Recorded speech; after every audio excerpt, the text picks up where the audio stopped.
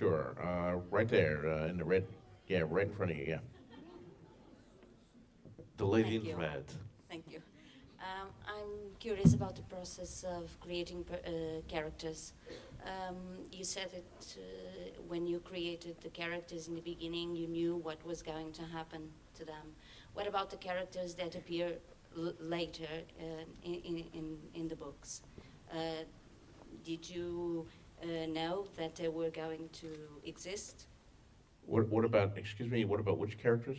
I mean, I The don't ones want that to come spoil. later. Later in book 3, for example, when they are in the north, some characters that appear.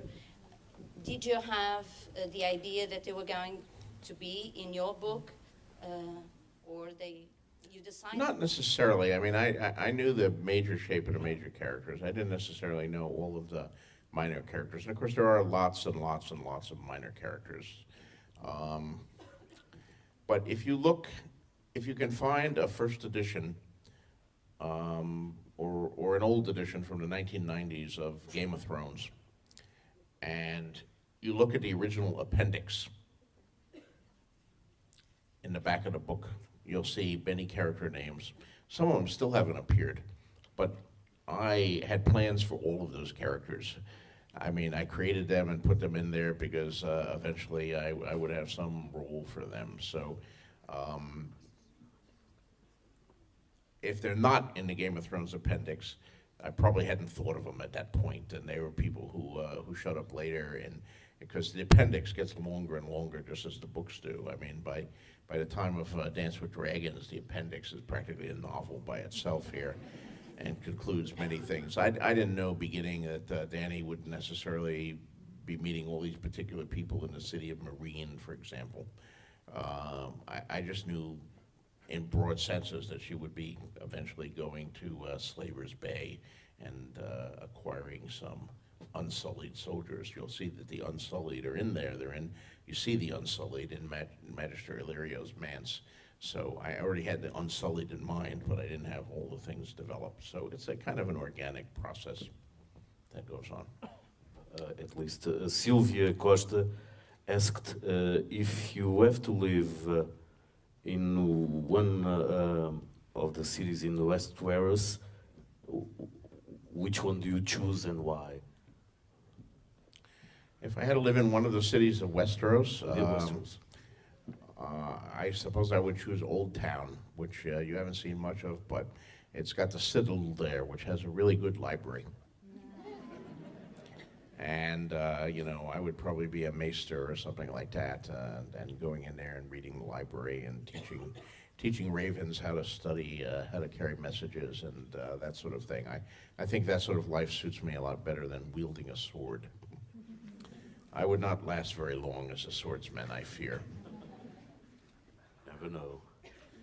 One last question from the crowd. Up there. Can I? First of all, thank you for being here.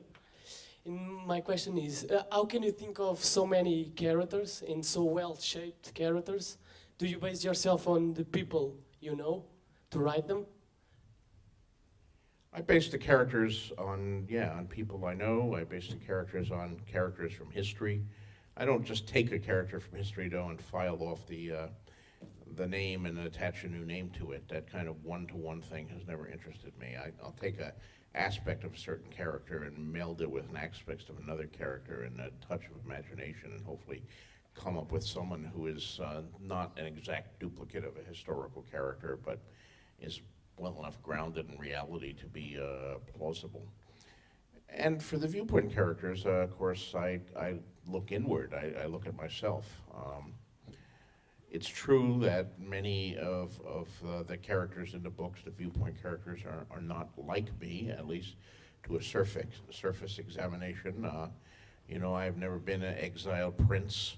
I am not a dwarf. I've never been an 11-year-old girl.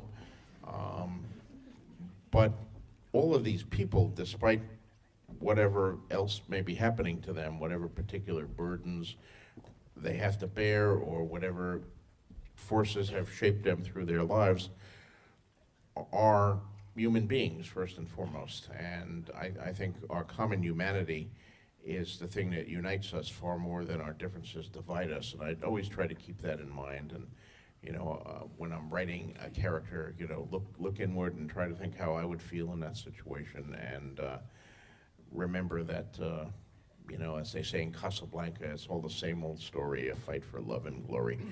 I think our motivations that drive all human beings are kind of the same, and sometimes we need to be reminded of that we're all alike under the skin.